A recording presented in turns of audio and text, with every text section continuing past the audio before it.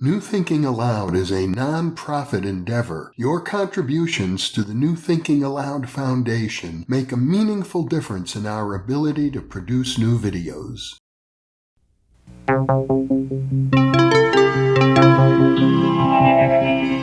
Thinking Aloud. Conversations on the leading edge of knowledge and discovery with psychologist Jeffrey Mishlove.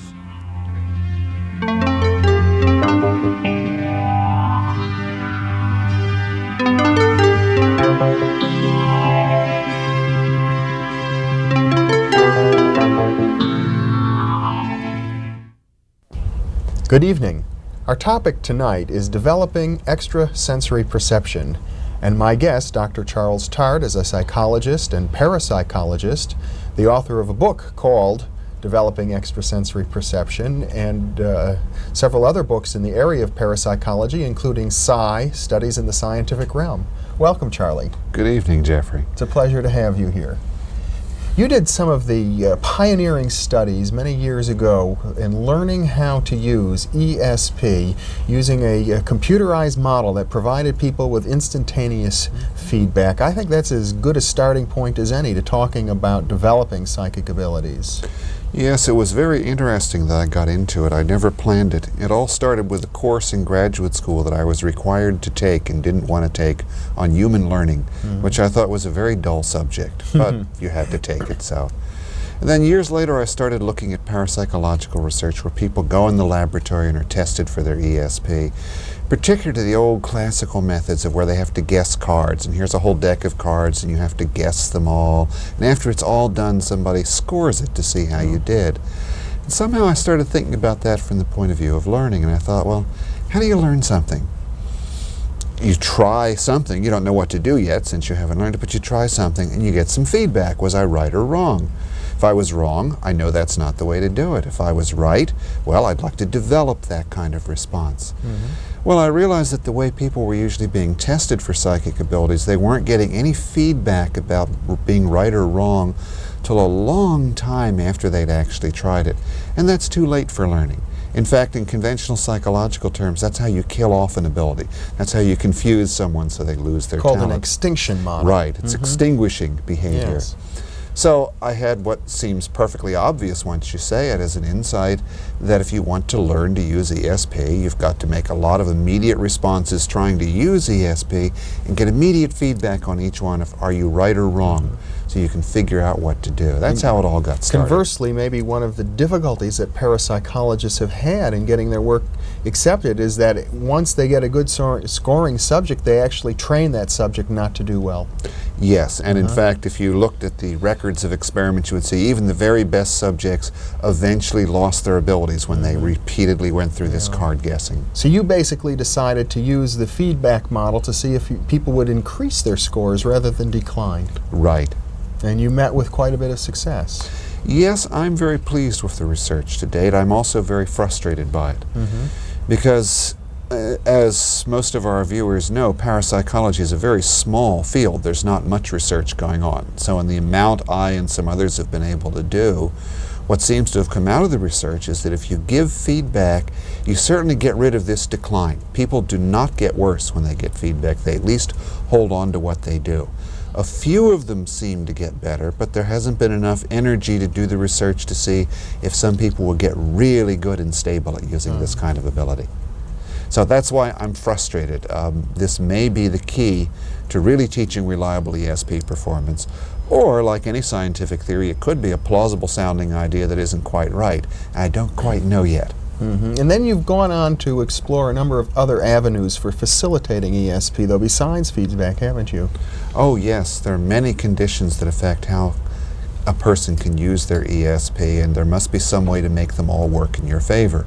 For example, a lot of studies have found that if a person is relaxed, that helps. Not too relaxed. I mean, if they're too relaxed, they go to sleep.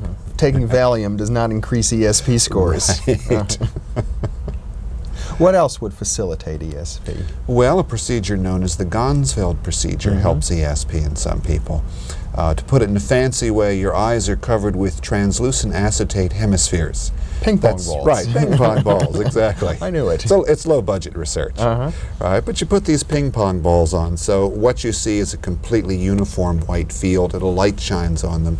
And this makes it very easy for images to come up. Pretty soon you start seeing all sorts of things there. Well, this has helped a lot of people show some ESP ability by bringing up images that are often related to what someone in another room is trying to send. Then there would be other environmental conditions, I suppose, that might affect ESP scoring. Yes, the one I've been working with most lately is a very curious one. It involves some work by a man named Andrei Puharich, who did some research on this many years ago but was largely ignored by the scientific community. The notorious Andrei Puharich, who discovered Uri Geller fame, Uri Geller, wrote a book on psychedelic mushrooms, and did a number of other disreputable things. Yes, well, he did some very interesting research, and I could never quite decide whether it was solid or not, so I wanted to repeat it. So what I eventually did was take a very special environment known as a Faraday cage. The great physicist Michael Faraday found that if you made a hollow metal cube, then electrical effects on the outside didn't penetrate to the inside. So it's the principle used today to make shielded rooms of all sorts. So Puharich had found that if you put people in one of these Faraday cages, and it's literally made out of solid copper, airtight actually, you seal it up at the time. If you put people in one of these things and it's electrically connected to the earth, there's a big wire running to a rod that goes into the ground, that seems to improve their ESP scoring. But if you break that electrical connection to the earth, so it's electrically floating, their ESP scores get worse than they do under ordinary conditions. Interesting. Now, I thought that was a strange finding, because in terms of what we know about the physics of Faraday cages, it doesn't make sense. On the other hand, ESP doesn't make any sense in terms of physics, so that didn't bother me too much. Anyway, I decided to try to really check whether this was true, where I didn't have to worry, did people know what was expected to happen and just be influenced psychologically. So in 1984, my students and I ran a very well-controlled double-blind study where nobody knew exactly what was going on except me, and I stayed out of the picture, where we had people do a telepathy test with the cage grounded to the earth or electrically floating. And sure enough, people showed significant evidence for ESP when that cage was grounded, just as Puharich had found, but not when it was electrically floating. Now, perhaps for the benefit of some listeners who wouldn't know offhand what a telepathy test is, could you describe that? Yes, the version I use, the receiver held a 3-foot diameter circular board on his lap, and there were 10 cards placed in slots around it. And a receiver in another room had a similar board with 10 matching cards. At the start of the experiment, the sender randomized the cards on his or her board, and then the receiver had 15 minutes completely cut off from sensory contact to try to arrange his to come out the same way. It's like they're both playing solitaire. Yes, And they have but to it's match. a tough test. I mean, just by luck, you'll generally get 0 or maybe 1 matches each time you do this thing. It's very tough. Yeah. To even get as many as 3 is quite rare. You know, you're getting into 100-to-1 odds against that happening by chance. So it's a tough telepathy test, but nevertheless we got results. Now, I'm excited about that, because again, it doesn't quite make sense in terms of the physics. But it happened while the cage was grounded to the earth and not otherwise. Right. And what does it imply to you? It implies to me that we may have a practical amplifier of telepathic ability, or maybe a shield of telepathic ability. I hesitate to say the latter because I get too many phone calls from people who think the CIA is beaming telepathic messages into their head, and I don't want them running around. All they have to do is hide in a rooms. Faraday cage and they'll be safe. But seriously, the big problem in laboratory research with ESP is that it is unreliable. It tends to come and go and we don't know why, or if it's there but it's weak. So anything that increases the strength and reliability of ESP is a very valuable step forward in this game. Did the positive scores that you achieved in this study exceed the kinds of positive scores that you would normally get in other studies that you do? No, but then I generally do studies that work out very well. Yeah, I mean, you have quite a track record of successful ESP studies, and one might argue, Charlie, that it's you somehow influencing the study, not the Faraday cage. I've been accused of that, that I'm just a psychic experimenter unknowingly manipulating things in my You're really a unconscious. shaman pretending to be a professor of psychology. Perhaps it's true, but I was aware of that. That's why I made sure that I did not know exactly when the tests were going on, much less what the electrical condition was. Because I have no interest in finding out that I can make the world look like what I already believe it to be. That's not terribly Yeah, exciting. but you're testing ESP, Charlie. How can you make sure you don't know? Well, I mean, if you assume ESP works. If I did that, I would have had to psychically monitor when the experiments went on, figure out psychically what the conditions were, and push things around psychically to make them happen. Not only that, I would have had to have looked into my future a year in advance to discover something I was going to get quite interested in, but had no interest in at any time, and then influence my results to correlate with something that happens to the whole planet. That sounds just like the sort of thing shamans like you normally do. I don't have any problem with that. It's too grandiose for me. But let me tell you about this other result, because this is very interesting. Last year, or should I say 1985, at the Parapsychological Association meetings, a couple of researchers, Michael Persinger at Laurentian University, Marcia Adams at the Time Research Institute in Woodside, both reported that they had compared laboratory ESP performance with the geomagnetic field of the Earth. Now, most people would say the geomagnetic field, what's that? I mean, we know compasses point north, but it turns out that compasses not only point north, but the strength and the angles of the Earth's magnetic field vary a little bit all the time. Sunspots affect them, weather affects them, the rotation of the planet does, the moon does. There are a lot of little changes there, so that we have planetary magnetic weather, as it were. There are some days when the planetary magnetic field is kind of low and steady all day long, and other days when it jiggles around a lot and gets strong and weak and has a lot of changes. Stormy days, they're referred to. Well, what Adams found with some laboratory research at SRI International in remote viewing was that remote viewing tended to work much better when the geomagnetic field had been quiet the day before. The day before? The day before the experiment. Persinger, on the other hand, looked at spontaneous psychic experiences, the kind people have at home. And he looked at several different case collections and found in every one of them that on days of spontaneous psychic experiences, the geomagnetic field tended to be much lower. Particularly, these were psychic experiences of the telepathic type, where you suddenly knew what was going on with a loved one at a distance or events happening to them or the like. It didn't work if it was precognition. So, but Persinger found this thing on the day of the event, so I thought that's interesting. Now, remember, all this is happening a year after I did my Faraday cage experiment. Did they have strong correlations? Yes. These were not little bitty effects. These were big enough to be interesting.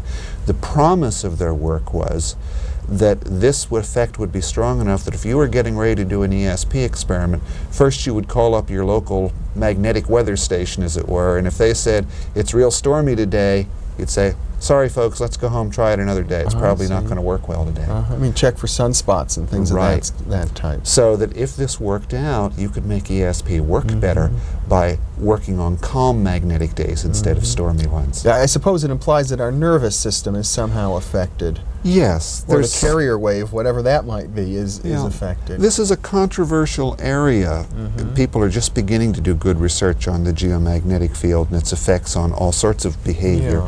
But it looks as if these magnetic fields may somehow affect your nervous system, and maybe on a stormy magnetic day it jiggles your nervous system, makes it noisy. Well, astrologers have been making claims like this for a long time. They say that, you know, the position of the planets affects the magnetic field of the Earth. Well, I think there's actually almost no effect from the position of the planets. Okay. Right, but let's not go off into astrology. My astrological friends all tell me that people born under my sign never believe in astrology anyway, so what can I say? Anyway, I thought, wouldn't it be interesting if the results in my Faraday cage experiment were affected by the planetary magnetic field?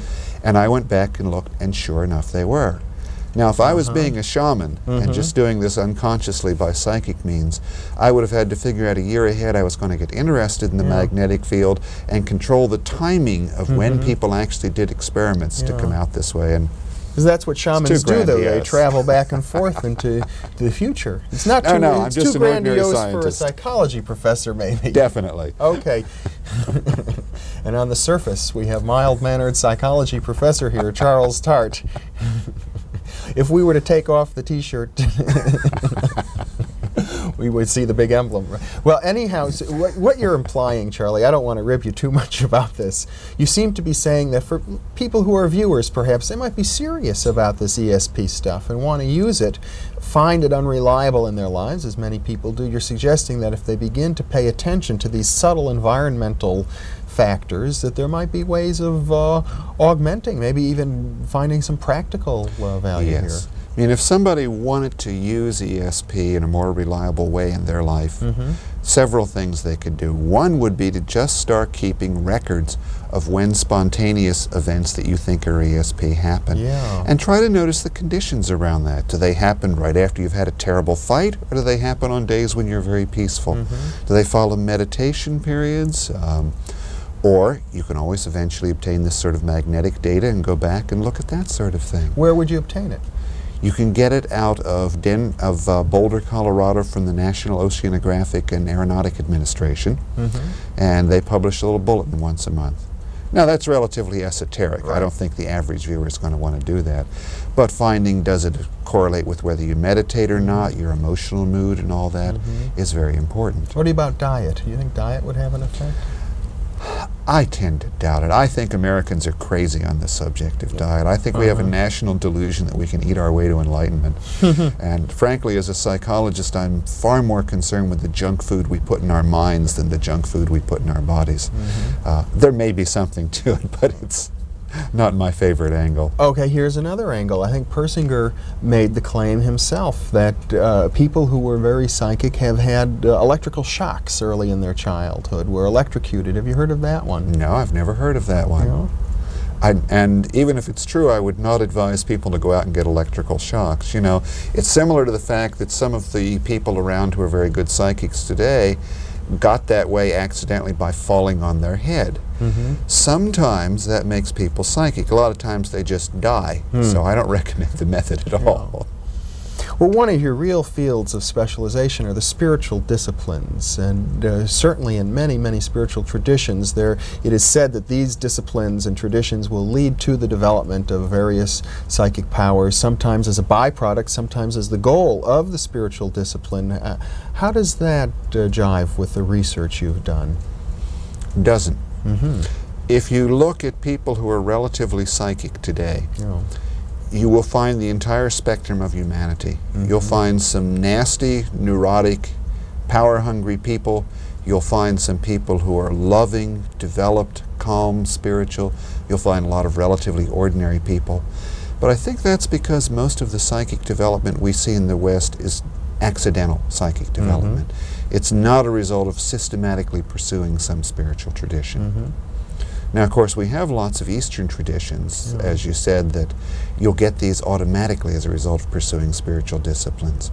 Unfortunately, we can't check that claim because most of those same traditions have a negative attitude towards psychic abilities. You're not supposed to demonstrate it. You're not supposed to demonstrate, and you shouldn't even develop it because it's liable to distract you from your goal.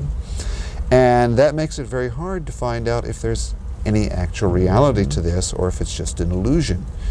You know, one of the problems with developing psychic powers is that when you open yourself to those ideas, you may start misinterpreting a lot of ordinary things as psychic abilities. Now, if you're careful about that, that's all right. But if you're not careful, you can build up a lot of grandiose illusions about the sorts of things you can do. Well, what about, conversely, if we look at very successful people who win a lot at gambling, people who always make good business decisions, people whose lives just seem to be working very well. Many of these people have never studied spiritual disciplines. Do you think it's likely that they would perform well on ESP tests? I don't know if they would perform well on ESP tests, but I think it's clear that some of them are definitely using ESP. But you see, one of the things this illustrates is that there are a lot of very individual routes into this.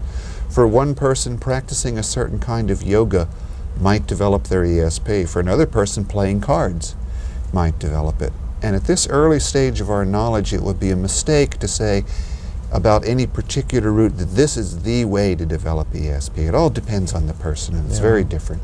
In other words, what you're saying is we really know very little at this point in Yes. time. I think the feedback principle is relatively universal, that in all the various systems for psychic development that seem to work, you'll see that people try something and get some relatively quick feedback about results, and they learn. They realize that I get in a certain mental attitude, that seems to make it work at least part of the time. Another mental attitude, it never works. Yeah. Well, Charlie, you've done a lot of research in the area of enhancing or developing psychic abilities. Why is this even important? Well, of course, there are possible practical applications from this. With a relatively low level of psychic ability, for instance, in a lot of people, and a way of combining their responses, we could have a national disaster warning network. A way in which impressions from people could be computer analyzed that might make us say, it's going to be a big disaster in Ohio in 1992 in the spring, with a certain reliability. Let's get some emergency supplies there ahead of time. I think that could be developed. Interesting. But actually, I'm more interested in the implications than the applications. And I say that because our world today is in a value crisis. The values that make society tick, that make an individual's life happy, traditionally came from our religions.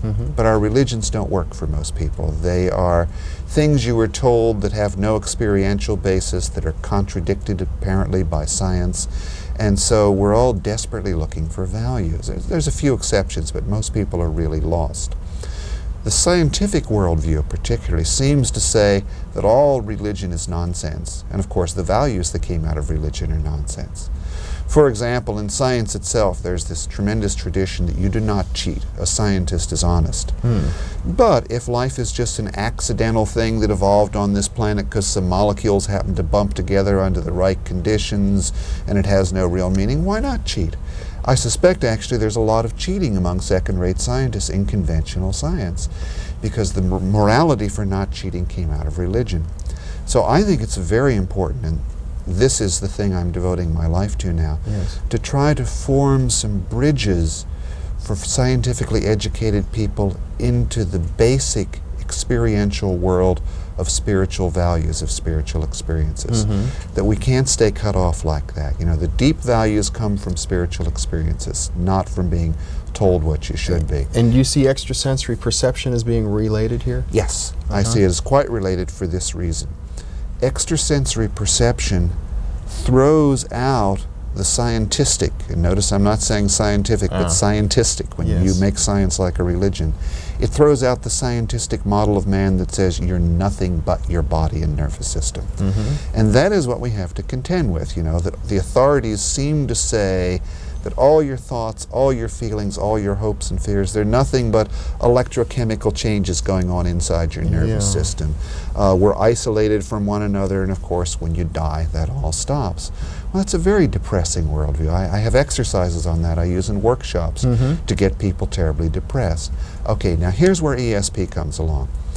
The data from parapsychology is not from believers, okay, not from people who say, I don't like what science says, I was raised to believe the Bible or something, so I'm just going to believe what I feel like, and I don't care about this stuff. The data in parapsychology comes from people who've taken scientific method and used it extremely well, and have found that the very existence of something like ESP means you can no longer say mind is nothing but the brain and body.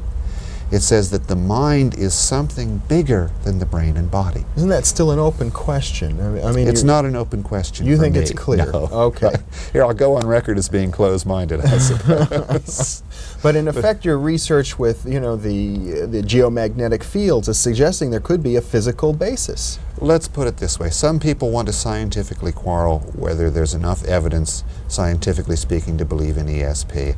I think there's something wrong there. There's an overwhelming amount of very high-quality scientific evidence for the existence of several versions of ESP. I wouldn't doubt that for a minute, but then others might say, given all of this evidence, we'll accept that there still might be a materialistic interpretation of it all. Oh, yes, but that is a particular religious doctrine known as promissory materialism, right? We promise you that someday in the future it'll all be explained in the laboratory. Well, by the very rules of science, that's not a decent scientific theory because you can't falsify it. You can never never prove that someday there won't be an explanation that comes out of the laboratory. So that's an act of faith. But of course, religion. that's the act of faith that scientists make all the time. Most of them make, but you don't have to make it. Faith can become experimental. Faith can become empirical. You don't have to just blindly believe in anything. Yeah. I actually think faith should be experimental. You should try believing in things, observe the consequences on yourself, and then stop believing, step back, and see what happened. So you feel that ESP, to get back to your original point, is something that scientists can do in a way in terms of developing this kind of experimental faith. And not just scientists. See, most people in our culture have been strongly affected by the results of science, and by science's apparent rejection. You don't have to be a scientist to have had your consciousness shaped by this religion of scientism. So this is something relevant to almost all people in our culture, any educated person, to know that the methods of science itself can say, wait a minute, we don't know that the mind equals the brain.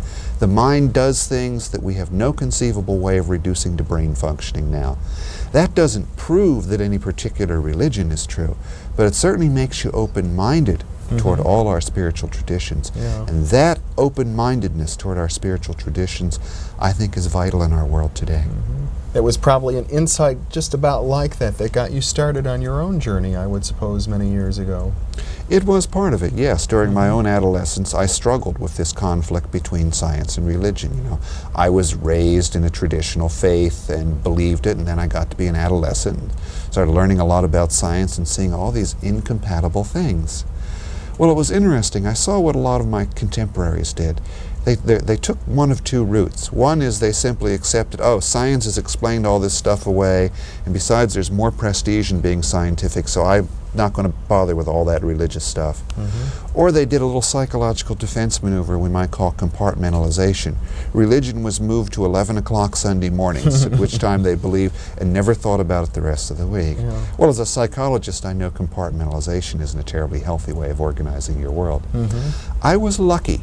I was doing a lot of reading at the time, and I stumbled on the literature of parapsychology and saw some people had struggled with exactly the same conflict between science and religion and said, okay, let's neither believe nor disbelieve. Let's do open-minded experiments and find out what in this vast area we might call religious or spiritual has some basis for it and what is indeed superstition. Let's separate the wheat from the chaff. And that motivation has been with me ever since. Well, it seems as if you've done that quite well, Charlie. You've been able to integrate many different worlds as a transpersonal psychologist, a parapsychologist, a professor, and for my money, a shaman as well. I think we should mention to our readers that you're the editor of a fine quarterly newsletter called The Open Mind. If they contact you in the psychology department at the University of California at Davis, they can learn more about that. Ah, thank you. Charlie, it's been a pleasure having you with me this evening. Thank you very much. Thank you, Jeffrey. And thank you very much for joining us as well.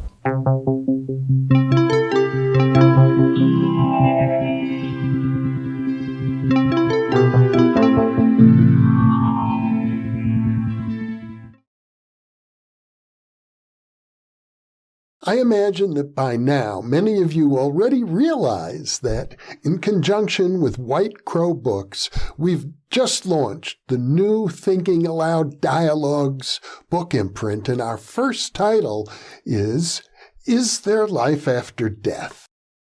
New Thinking Aloud is a non-profit endeavor. Your contributions to the New Thinking Aloud Foundation make a meaningful difference in our ability to produce new videos.